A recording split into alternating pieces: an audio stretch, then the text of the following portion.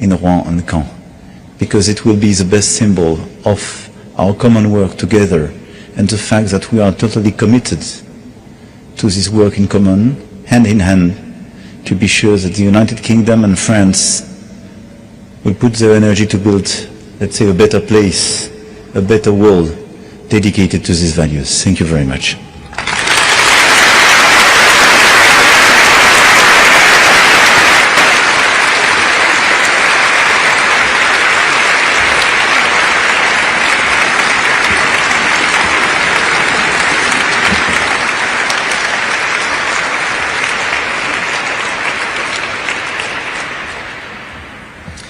Monsieur le Président, Prime Minister, Madame Macron, Lady Starmer, it is fantastic to have you here today at the British Museum.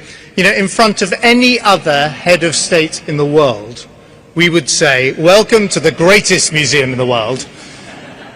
In front of the President of France, we say, welcome to one of the two greatest museums in the world. And to our Prime Minister, it is fantastic to have our local MP with us, and you have done lots for us over the years you have represented. It was the world's first national public museum. It was founded by Parliament, separate from the Crown. It was not a royal collection, it wasn't an aristocratic collection, it wasn't a religious collection.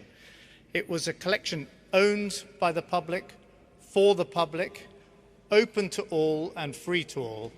And that guiding principle has remained with us over the last couple of centuries. It is as much a product of the British Enlightenment as Voltaire and les droits de l'homme are of the French Enlightenment, the two great movements that shaped the early modern world. And you could say the idea of this museum has been as influential as any of the amazing objects inside it. So, Mr. President, I applaud the project that you have announced to reshape Le Louvre. It's a fantastic project. As you say, we're about to undergo a huge redevelopment and representation of our collection in the Western Range over there. It is the largest single cultural project in Britain today. I want to thank Keir Starmer's government and Lisa Nandy, the Secretary of State, for the consistent and generous financial support that they are giving. And I think it's fitting to note that the brilliant architect who won our global competition, Lina Gottmer, who is here today, is based in Paris. It's important that here and at the Louvre, both these projects succeed.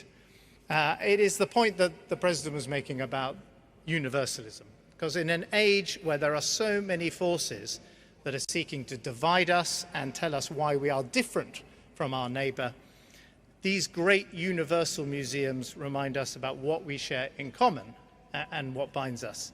And that is what next year's spectacular exhibitions here and in France will do. Now,